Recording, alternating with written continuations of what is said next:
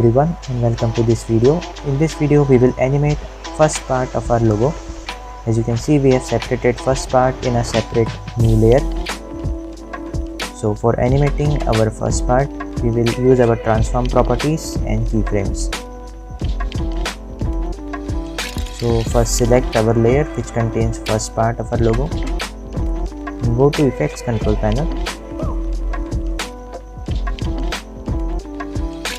And we will animate it using rotation, opacity and scale properties. As you can see, by changing rotation value, this flap is rotating about its anchor point.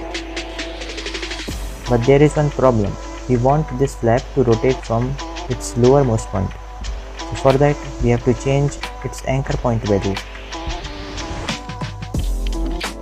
We want that anchor point to be at lowermost position so that it rotates from the lowermost point.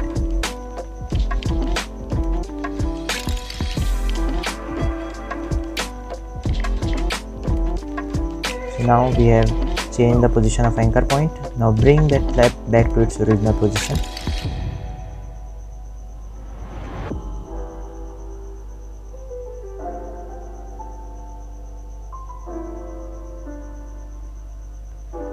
Our next step is to animate this logo. So for that, first we will create a keyframe for rotation and scale.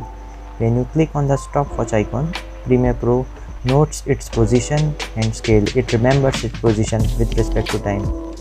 Now we will move the slider to its starting point and we will change our rotation value.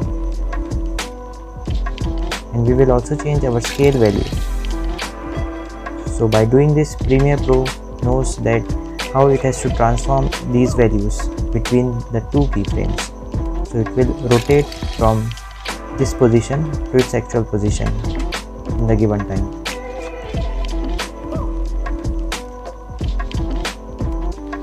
You also want to add opacity, so click on stopwatch for opacity and give opacity 0.